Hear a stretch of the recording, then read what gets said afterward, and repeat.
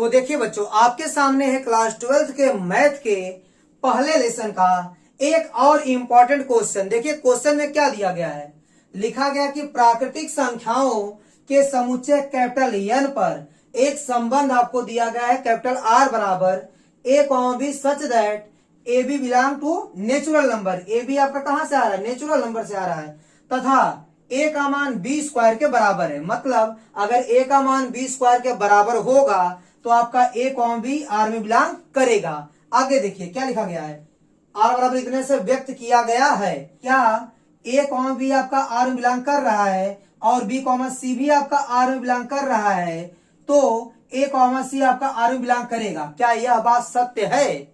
आपसे पूछा गया सत्य है कि नहीं है। उसके बाद आगे दिया गया है कि एक उदाहरण द्वारा पुष्टि कीजिए। मतलब आप एक एग्जाम्पल देकर इस चीज की पुष्टि कीजिए कि सही है कि नहीं है। तो बच्चों आपको बता दूं कि ये सही नहीं है। चलिए मैं आपको एग्जाम्पल देता हूं और पुष्टि कर देता हूं। चलिए इसको हल करते हैं, ध्यान दीजिएगा।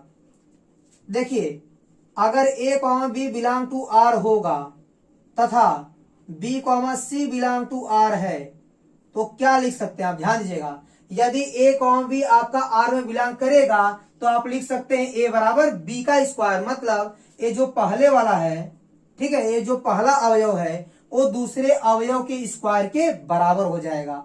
कॉमा देखिए बी कॉमा सी अगर बिलोंग करेगा तो ये जो पहला अवयव बी है वो सी स्क्वायर के बराबर हो जाएगा। देखिए दूसरे वाले घटक का जो स्क्वायर है वो पहले वाले के बराबर है, ठीक है। अब सी का स्क्वायर बी के बराबर होगा और बी का स्क्वायर ए के बराबर होगा, ठीक है। अब ध्यान दीजिएगा, ए हो गया ए बराबर बी का मान आप इसमें रख सकते हैं। बी का मान कितना है, सी स्क्वायर, तो बी की जगह पर रखिए सी का स्क्वायर, फिर आगे क्या लगा स्क्वायर।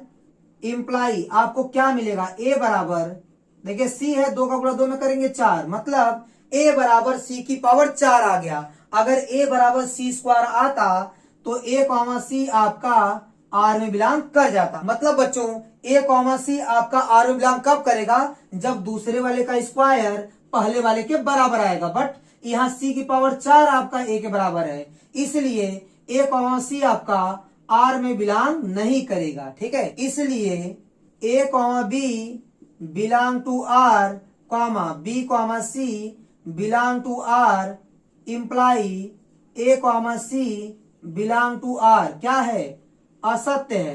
क्या है, असत्य है, लिख देंगे असत्य है, ठीक है। तो चलिए बच्चों एक एग्जाम्पल से भी आपको स्पष्ट कर देते हैं, ध्यान दीजिएगा। जैसे आप मान लीजिए यहाँ 4 है तो 4 का स्क्वायर क्या होगा, 16 होगा। तो मान लीजिए 4 कॉमा 16 आपका आर में बिलोंग करेगा, बिल्कुल करेगा, क्योंकि दूसरे वाले का स्क्वायर पहले वाले के बराबर है। और ऐसा कुछ मान लीजिए, जैसे आप मान सकते हैं 4 कॉमा 2, यह भी आपका आर में बिलोंग करेगा। क्यों करेगा, क्योंकि दूसरे वाले का स्क्वायर आपका पहले वाले के बराबर है। यहाँ यही दिया गया कि दूसरे वाले का स्क्वायर पहले वाले के बराबर होना चाहिए, तब आपका ए कॉमा बी आपका आर में बिलोंग करेगा। तो यहाँ 4 का स्क्वायर 16 आपका बिलोंग करेगा और 2 का स्क्वायर 4 आएगा, ए भी आपका बिलोंग करेगा आर में। मतलब ये दोनों बिलोंग कर रहे हैं। तो आप चेक कर लीजिए कि क्या ए कॉमा सी बिलोंग कर रहा है। ट्राई करते हैं, देखिए।